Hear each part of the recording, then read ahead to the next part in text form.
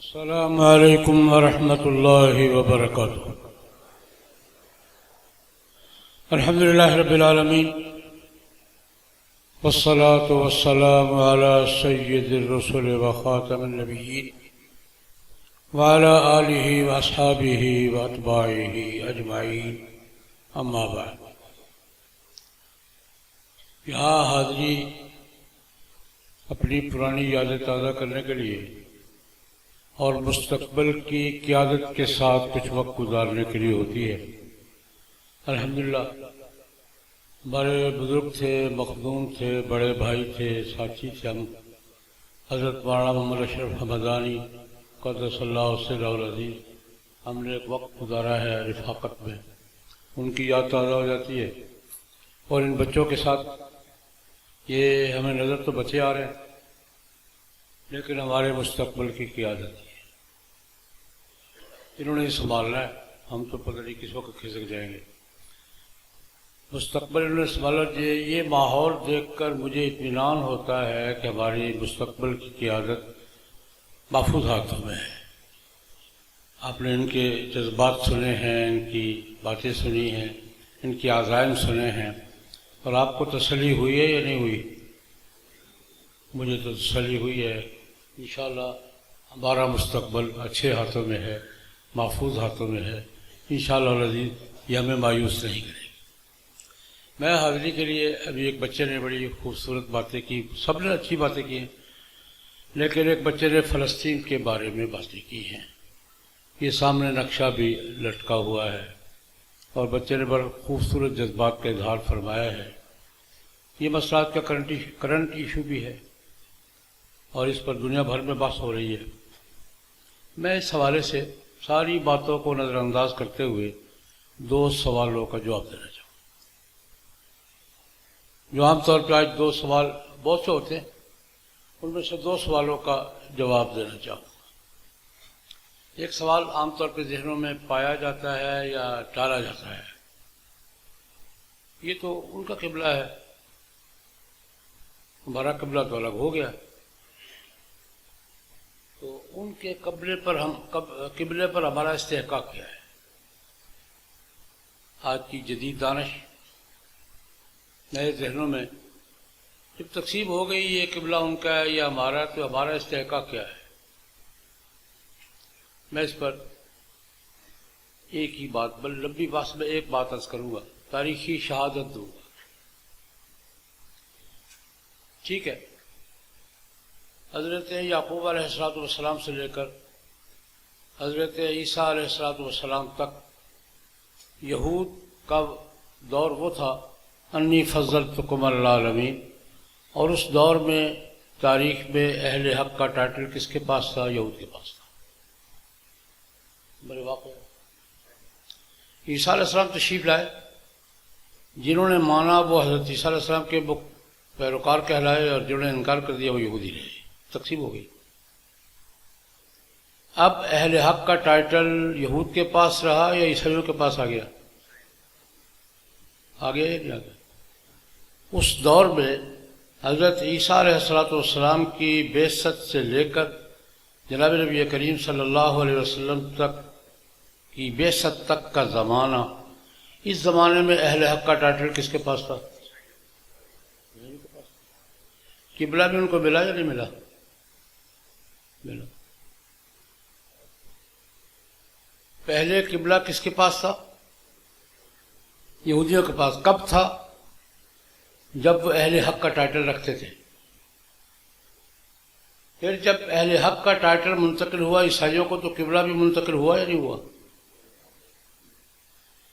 پھر جناب نبی کریم صلی اللہ علیہ وسلم کی بعثت کے ساتھ اہل حق کا ٹائٹل منتقل ہوا کس کو؟ تو یہ قبلہ بھی ہمیں ملا کہ نہیں ملا؟ ایک بات تو میں نے عرض کی ہے، میرا خیال اشارہ ہی کافی ہے، کہ جب وہ اہل حق تھے تو یہ قبلہ ان کے پاس تھا، وہ اہل حق تھے تو قبلہ ان کے پاس گیا، 5 صدیہ تقریباً رہا ان کے پاس۔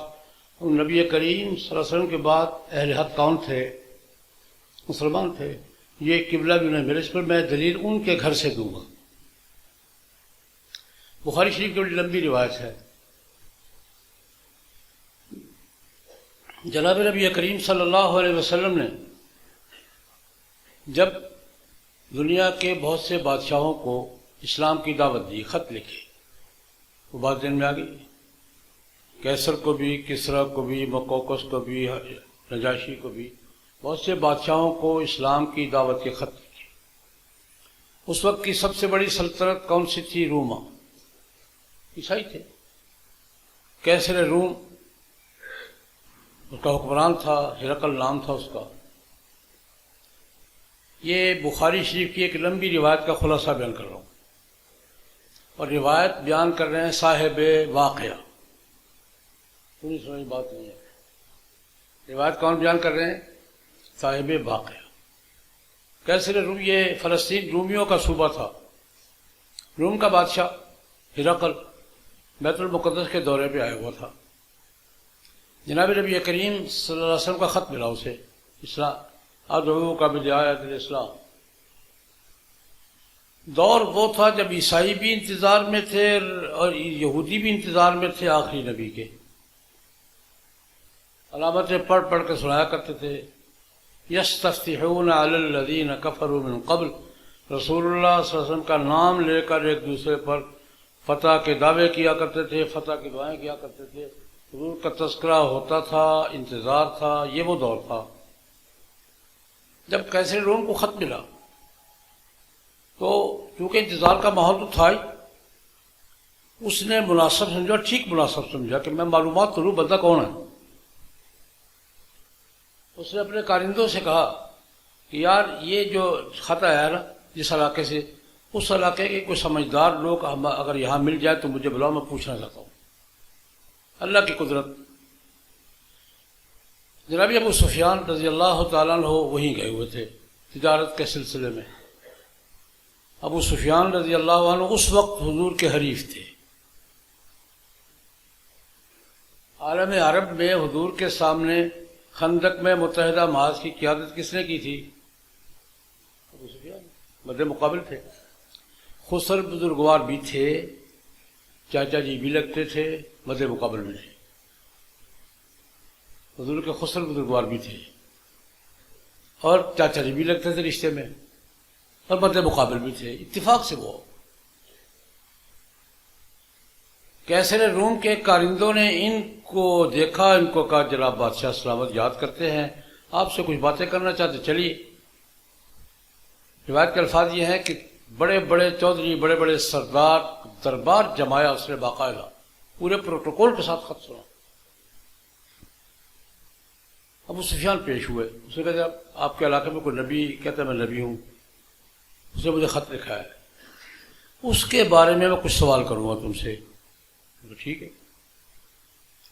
اب کیسر سوال کرتا گیا، بندہ کون ہے، اس کی فیملی کیسی ہے، اس کے اخلاق کیسے ہیں، بول چال کیسی ہے، اس کا اٹھنا بیٹھنا کیسا ہے، جیسے کسی کے بارے میں معلومات حاصل کرتے ہیں۔ 7-8 سوال کیے، جواب دیے۔ اس کے بعد دو جملے کہے، اس سے بس دو جملے عرض کرنا تھا۔ کیسر روم نے بڑے بھرے دربار میں جناب ابو سفیان سے نبی کریم صلی اللہ علیہ وسلم کے بارے میں معلومات حاصل کر کے، سوال جواب کر کے 2 جملے کہے کہ جو میں نے پوچھا ہے اور جو تم نے کہا ہے، اگر یہ باتیں درست ہے، انہ لنبی، بخاری کا الفاظ، اور بخاری کے نہیں، حضرت ابو سفیان کے، جو صاحب واقع جن سے پوچھا گیا تھا، پوری بات کرتے ہیں۔ مجھ سے یہ پوچھا اور مجھے کہا کہ جو باتیں میں نے پوچھی ہیں، جو تم نے کہی ہیں، اگر یہ درست ہے، انہ لنبی، پھر تو وہ نبی ہی ہے۔ اور اگلا جملہ سیملک موضع قدم یہاں، یہاں میں بیٹھا ہوں یہاں کا بادشاہ بنے گا۔ کہاں بیٹھا تھا؟ کہاں بیٹھا تھا؟ بیت المقدس میں، اسی بیت المقدس میں۔ اور یہ پیشگوئی کر رہا ہے کہ سیملک موضع قدم یہاں، میرے ان جہاں میں بیٹھا ہوں یہاں وہ بادشاہ بننے کو، اس کی حکومت آئے گی۔ کیوں آئے گی؟ انہ لنبی۔ یہ بات کہ جب نبی بدلے گا تو قبلہ ان کے ہاتھ میں جائے گا، یہ کون کہہ رہا ہے؟ استحقاق کس کا ہوگا؟ آنے والے. اور وہ ہمارے پاس آیا ہے یا نہیں آیا؟ اگر حضرت عمر رضی اللہ عنہ کے زمانے میں ایک بات اور شامل کر کے پھر میں دوسری بات کی طرف آتا ہوں. ہمارے پاس کب آیا ہے یہ قبلہ؟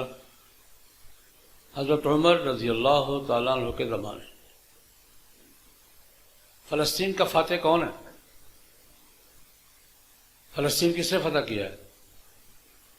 حضرت ابو عبیدہ عامر بن الجراح رضی اللہ تعالیٰ عنہ فلسطین کے فاتح ہیں. لیکن جب فلسطین فتح کر لیا، یروشلم کی چابیاں مانگی، انہوں نے کہا جناب آپ کو نہیں دیں گے. ہماری کتابوں میں جو علامتیں لکھی ہوئی ہیں نا وہ چیک کریں گے، آپ نہیں ہیں وہ. ہمارے ہاں جو علامتیں یہ لکھا ہوا ہے کہ ہم نے قبضہ دینا ہے، کس کو دینا ہے، کیسے تھے، سب کچھ ہمارے پاس لکھا ہوا ہے، لیکن وہ آپ نہیں ہیں. اپنے بڑے امیر صاحب کو بلائیں، دیکھیں کہ علامتیں پوری ہوئی تو دے دیں. جناب نبی کریم صلی اللہ علیہ وسلم کی پیشگوئی کے مطابق حضرت عمر رضی اللہ تعالیٰ عنہ تشریف لائے، پورے جاہ و جلال کے ساتھ، پورے پروٹوکول کے ساتھ تشریف لائے. اور یہ حضرت عمر تشریف لا رہے ہیں اور عیسائی علماء نشانیاں چیک کر رہے ہیں کہ جی ہاں آپ کو ہم نے چابیاں دینی ہیں. وہ چابیاں کن کے حوالے کی؟ حضرت عمر رضی اللہ عنہ. اور بیت المقدس کا اسٹیٹس کا تقاضا بھی یہی تھا، یہی پروٹوکول چاہیے تھا کہ بیت المقدس کی چابیاں حضرت عمر ہی آ کر لیتے ہیں. اس کا اسٹیٹس بھی یہی تھا. ایک بات میں اور شامل کروں گا، ہم نے بیت المقدس کس سے لیا ہے؟ پھر ہم سے کس نے چھینا تھا؟ عیسائیوں نے. پھر ہم نے کن سے چھینا تھا؟ میرا سوال یہ ہے کہ یہودیوں کو تو عیسائیوں نے نکالا تھا، تیتس رومی نے، اس سے بھی 500 سال پہلے. ہم نے تو عیسائیوں سے لیا تھا، عیسائیوں نے ہم سے چھینا تھا، پھر ہم نے عیسائیوں سے لیا تھا. تو یہودی درمیان میں کہاں گزرا ہے؟ یہودیوں کو ہم نے نہیں نکالا تھا. کس نے نکالا تھا؟ عیسائیوں نے. ہم سے 500 سال پہلے تیتس رومی نے نکالا تھا. اس یہودی تو اب آیا ہے، 100 سال ہوا سارا. 1800 سال تیتس رومی کے یہودیوں کو وہاں سے نکالنے کے بعد 1800 سال تک بیت المقدس کے ساتھ یہودیوں کا کوئی تعلق نہیں. لیکن یہ الگ موضوع ہے. میں نے عرض کیا ہے کہ ہماری لڑائی کس کے ساتھ؟ عیسائیوں کے ساتھ. خیر گزر گئی، لمبی تاریخ گزر گئی. ایک سوال تو میرا یہ تھا کہ ہمارے اس استحقاق کی کہ یہ مسلمانوں کے پاس جائے گا، آخری نبی کے پاس جائے گا، یہ شہادت کس نے دی ہے سب سے پہلے اس زمانے میں؟ قیصر روم نے، جناب ابو سفیان نے. اور ابو سفیان فرماتے ہیں کہ وہ دربار سے جب باہر نکلے تو میرے دل میں یہ بات آ گئی تھی کہ حق یہی ہے. میرے دل میں یہ بات آ گئی تھی، حق کیا ہے؟ ہمیں پوری چھلانگ لگاتے ہوئے، لمبی چھلانگ لگاتے ہوئے، جو گھڑی کی طرف میری نظر ہے، ایک دوسرا سوال یہ ہے کہ یہ بیٹھے بٹھائے حماس کو کیا ہوا تھا 7 اکتوبر کو یہ خود کش حملہ کیوں کیا ہے؟ کیوں جی؟ اچھا خاصا معاملہ چل رہا تھا، گزارا چل رہا تھا. یہ حماس نے یہ اچانک حملہ کیوں کیا ہے اور کیا پایا ہے؟ بس اس سوال پر 2-3 باتیں کروں. 7 اکتوبر کو حملہ کیا، حماس نے حملہ کب کیا ہے؟ 7 اکتوبر کو. 6 اکتوبر تک آپ کچھ خبریں پڑھتے رہے ہیں کہ اسرائیل کو کوئی تسلیم کرنے جا رہا ہے.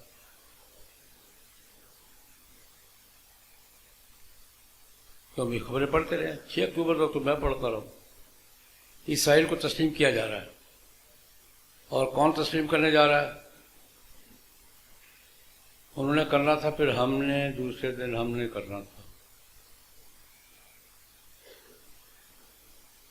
نام لے لیتا ہوں، کوئی حرج نہیں ہے. کون تسلیم کرنے جا رہا تھا اسرائیل کو؟ سعودیہ. اس کے بعد پھر تسلیم کس نے کرنا تھا؟ ہم بھی پر تول رہے تھے. سعودی عرب اگر اسرائیل کو تسلیم کر لے اور پھر ہم بھی کر لیں تو مسجد اقصیٰ کا مسئلہ باقی رہ جائے گا.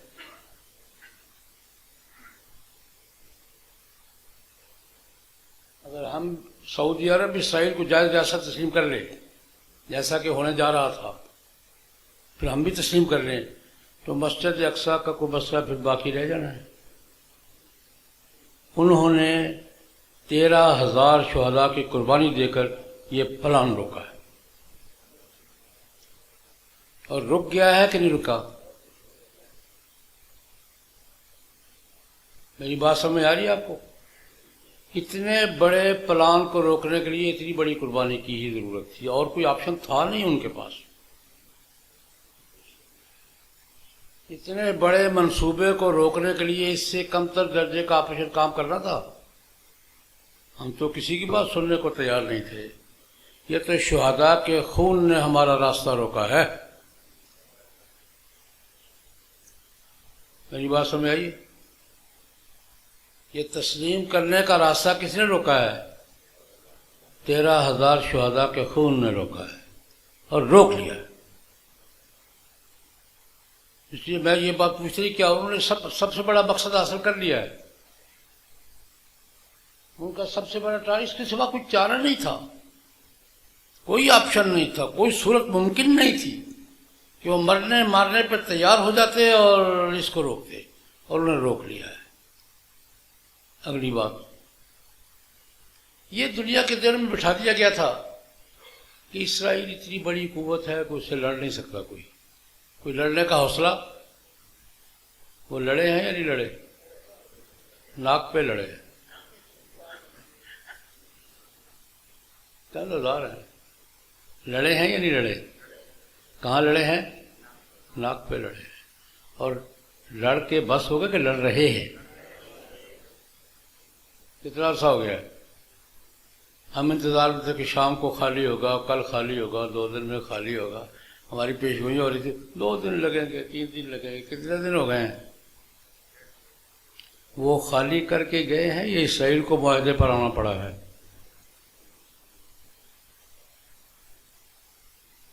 حقائق کیا کہہ رہے ہیں؟ فلسطینیوں نے غزہ خالی کیا ہے یا اسرائیل معاہدے پر آیا ہے؟ معاہدہ ہو گیا کہ نہیں ہو گیا؟ عارضی طور پہ وہ میرے مجھ سے کسی نے پوچھا کہ یہ معاہدہ کیا ہوا ہے؟ میں نے کہا یہ ہوا ہے جو 4 دن یا سال لے لو.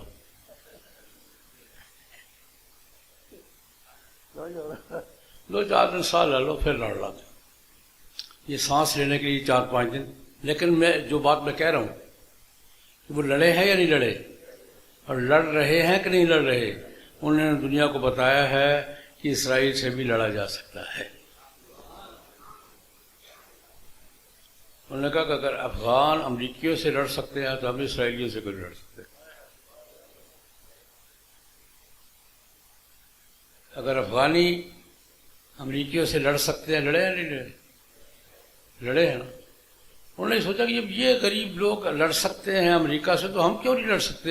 انہوں نے لڑے ہیں اور لڑ کے ابھی لڑ رہے ہیں، اور انہوں نے پہلا مقصد بھی حاصل کر لیا اور دوسرا مقصد بھی حاصل کر لیا کہ دنیا کو بتایا کہ اسرائیل سے بھی لڑا جا سکتا ہے. کیوں جی؟ دنیا کو سمجھ آ گئی کہ نہیں آ گئی؟ ایک تیسری بات بھی انہوں نے حاصل کی، جو کر لی ہے. میں یہ بالکل 2 ٹوک انداز میں کہتا ہوں کہ اسٹریٹجک جنگ جو ہے نا، اسٹریٹجی کی، یہ حماس نے جیت لی ہے. تاریخ بھی یہی لکھے گی. اسٹریٹجی کی جنگ اس نے جیت لی ہے. 2 مقصد میں نے بتایا، تیسرا مقصد کیا؟